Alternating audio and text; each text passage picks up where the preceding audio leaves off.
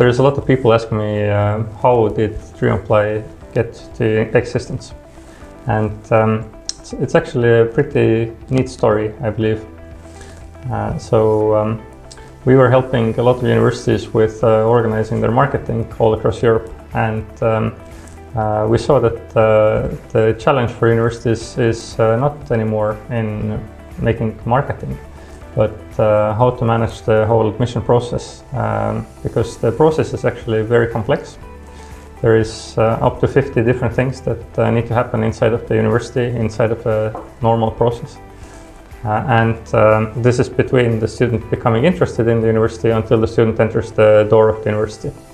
So there is actually a lot of different work that needs to be done. And you know, Estonians like to solve all the world's problems with the help of software. So we decided to try to do the same, and we started to build DreamApply for the universities. And today we're able to support from the moment the student becomes interested in the university until the very moment the student enters the door of the university in one smooth process and workflow. And the interesting part about DreamApply is that today the university's feedback is that we are able to automatize around up to 60% of the work that the admissions offices are doing. So they are super grateful.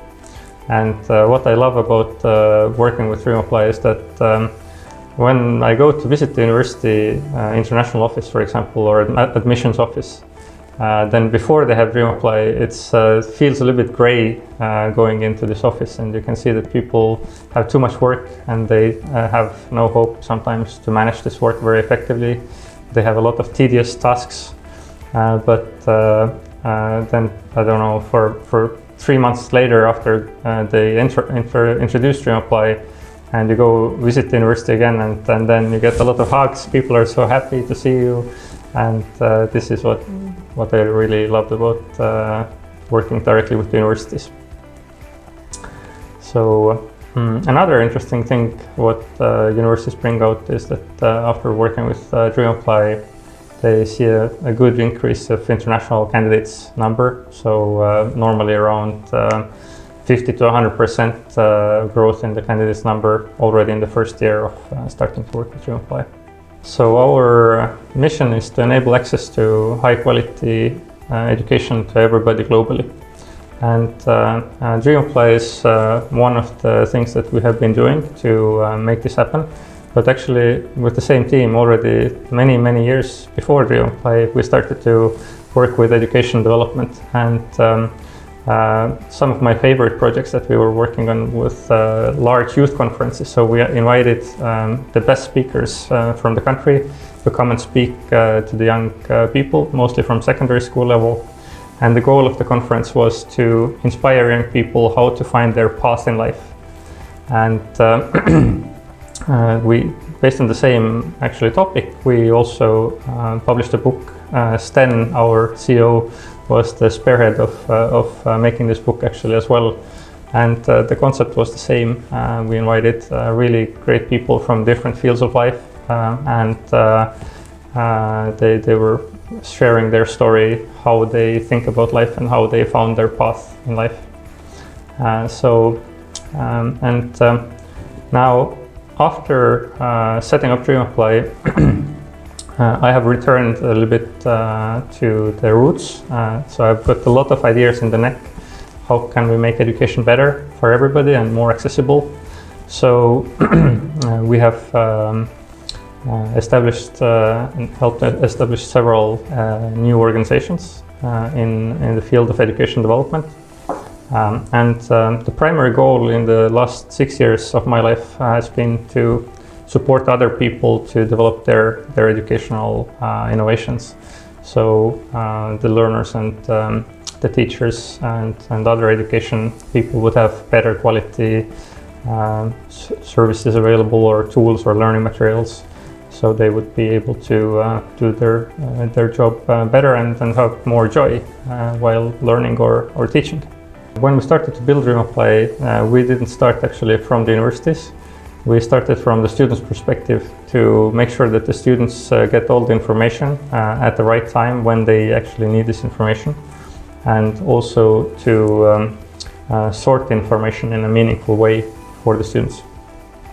And one of the challenges that an international student has when choosing a university abroad and wanting to apply is that in almost every country there is 3 or 4 different regulations that are for international students. And usually it's like inside of Europe there is the European Union candidates, then there is local candidates, then there is friendly countries candidates, and then there is the rest of the world candidates. And if you look at university websites, then typically this information is pretty difficult to identify for the students. And if the differences are pretty small sometimes. And at the same time, the students are expected not to make mistakes when they are looking at these application processes. So, yeah, it can be very easy to be confused because the student might come from a country where they have absolutely no idea how the university admission works in your country, and then they might miss some points. So in DreamApply, we have put a lot of effort into designing these processes and filtering out the data and making it meaningful for each of the candidates. That's why a lot of the international students love the DreamApply. What's happening if we talk about EdTech? What I see happening in the world at the moment is that actually innovation of education is nothing new. Education has always taken on board new innovations, and historically, when we look at, for example, the most impactful innovations in time, then from 14th century, we can look at Gutenberg's printing press, for example. I believe it was in 1440s or 1420s somewhere when it was invented.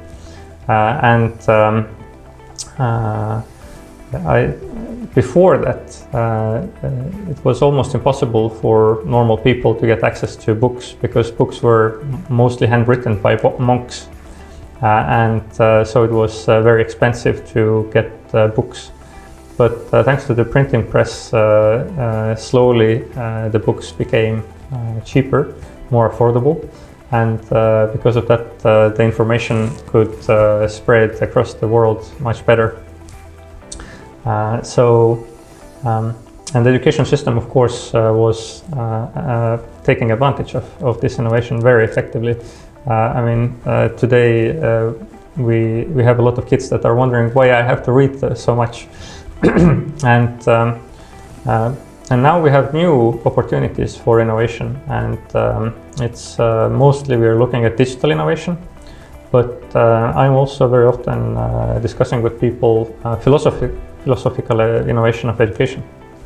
And the reason is that in addition to changes in technology, we also see changes in the fabric of society in general.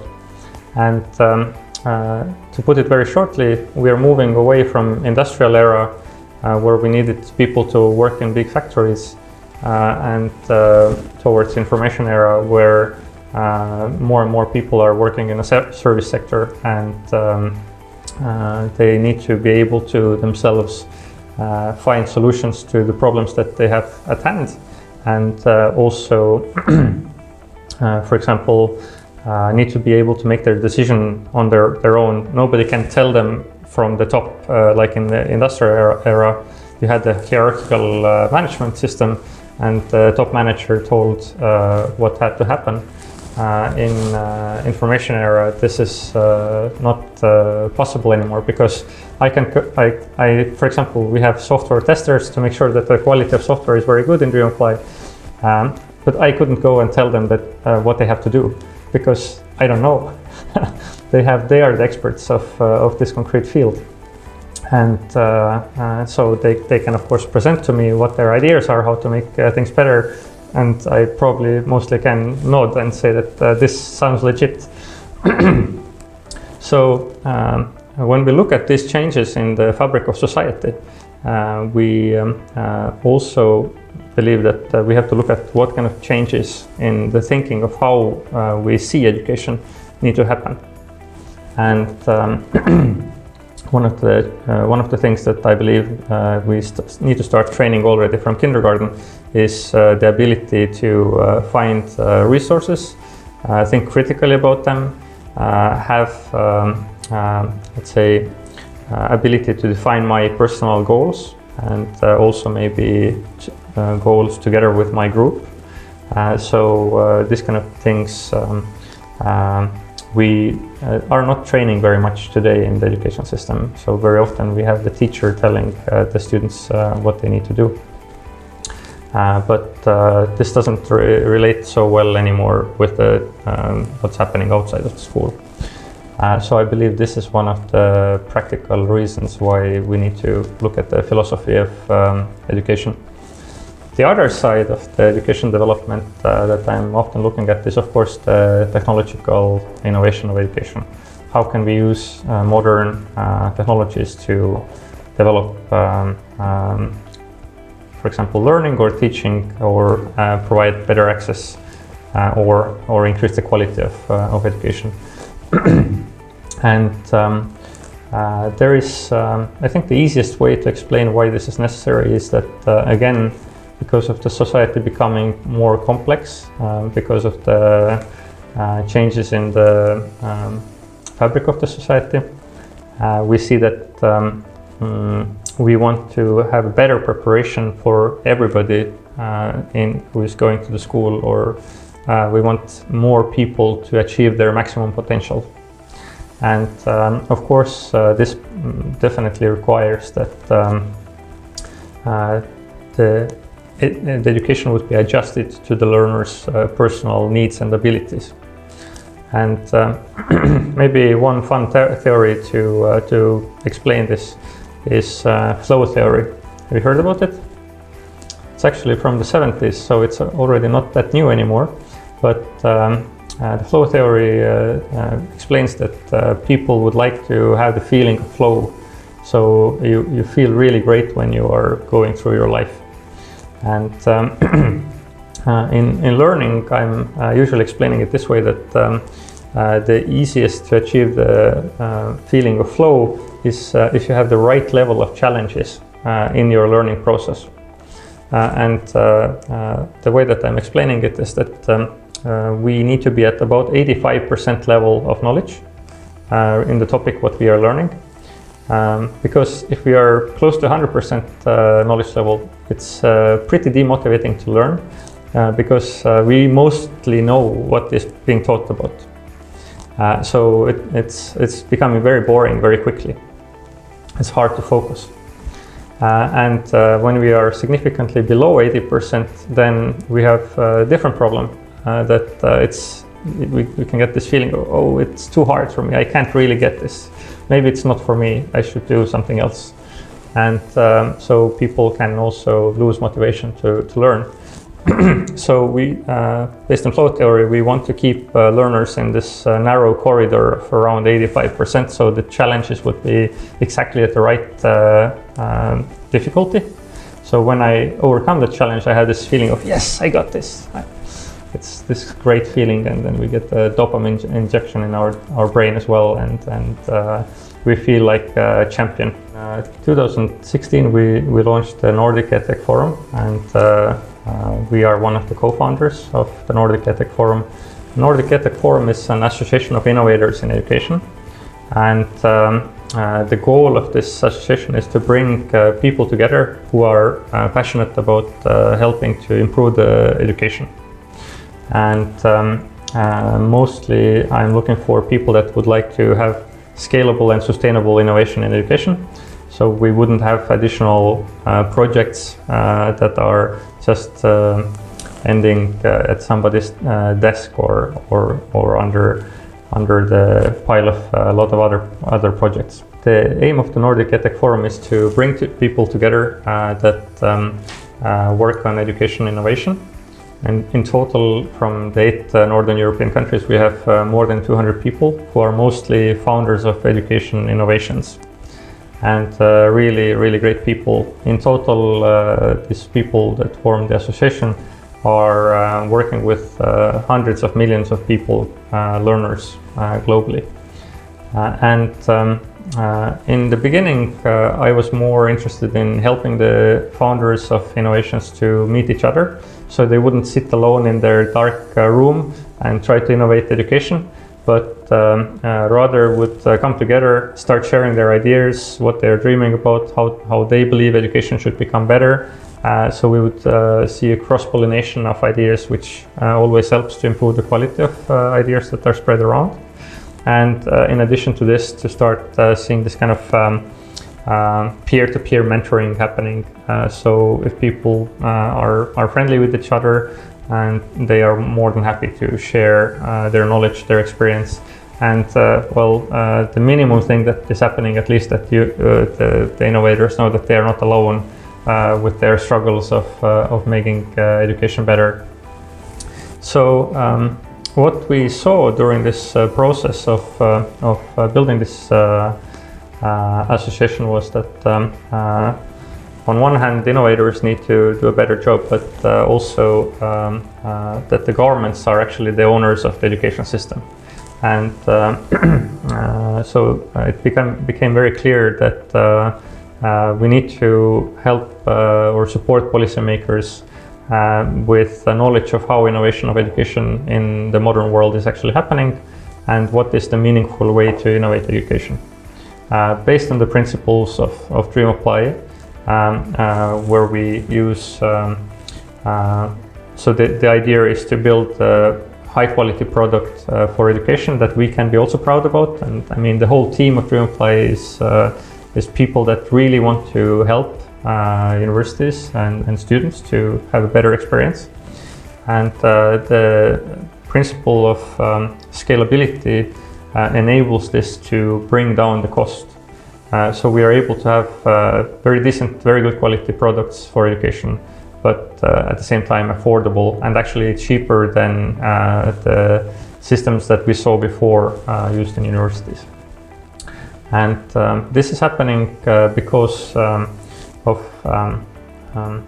principle of scalability, which means that we can start from one student or one school or one university, but when we develop a project that actually provides value for education, we should straight away have the idea in the back of our neck that if my colleagues in the next village school also need the same solution, they would be able to implement it easily in their school as well, or maybe a school on the other side of the planet. Like in DreamApply, we have now universities from more than 40 countries using the same platform.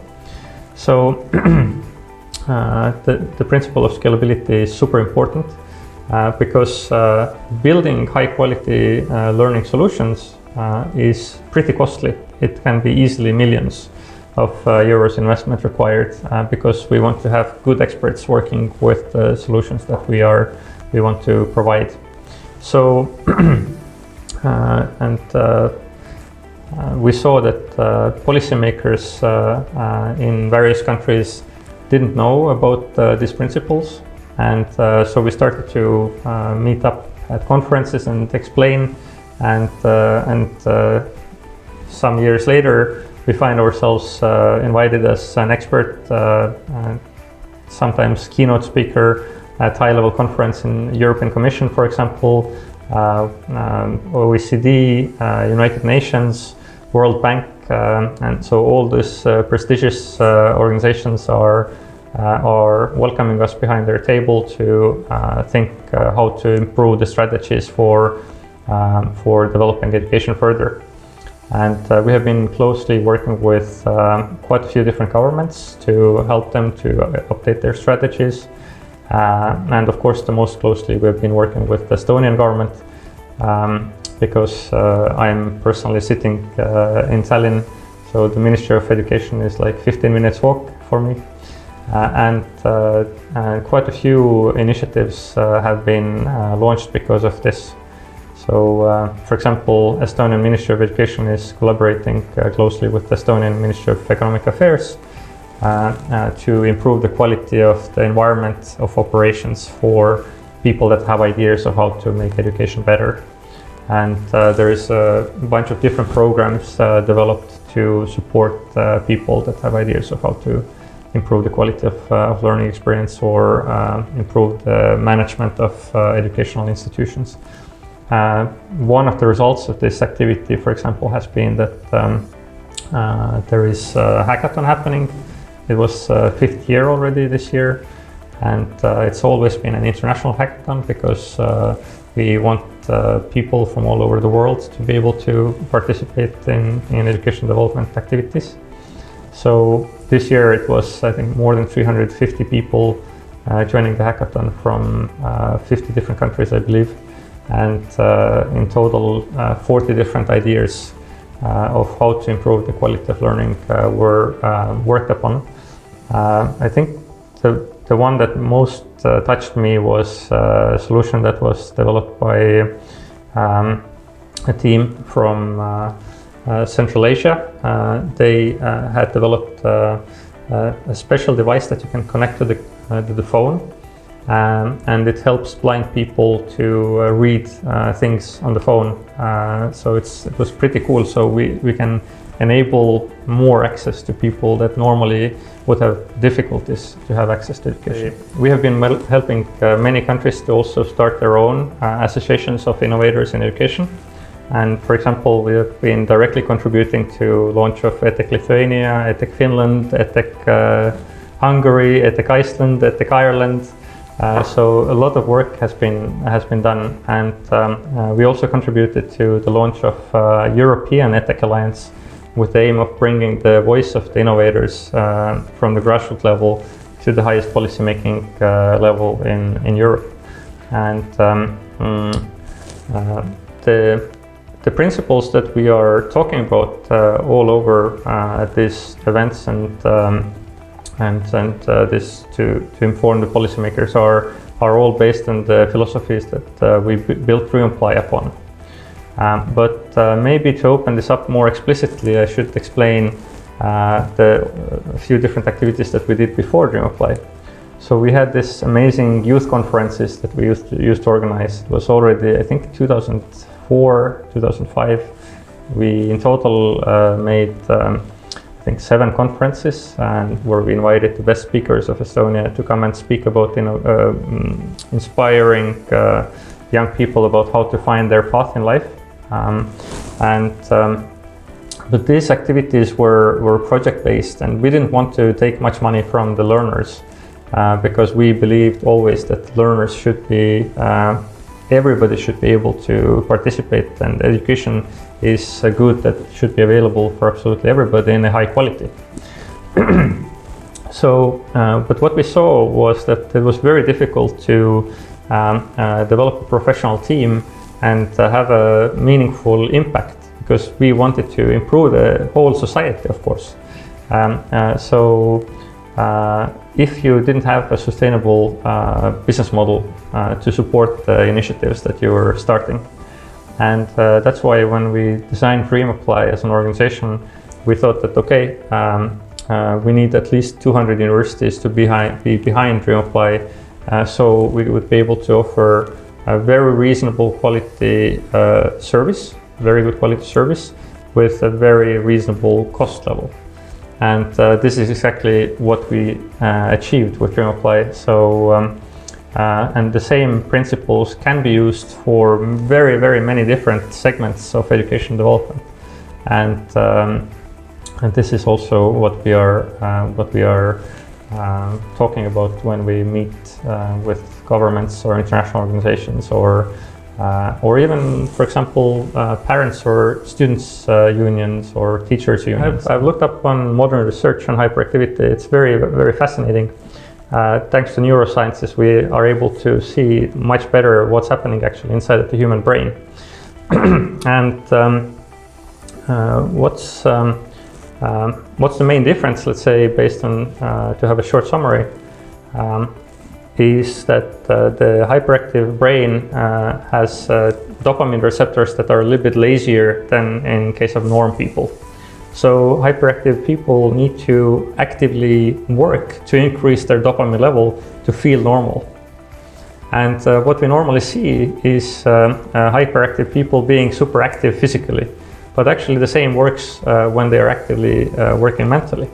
So they can increase their dopamine level, and or combined physical and mental activity.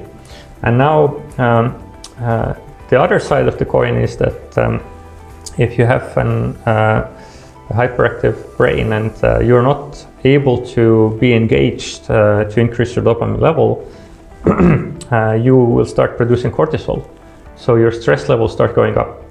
And it can go up to the level of where a normal person is after a car crash, straight away.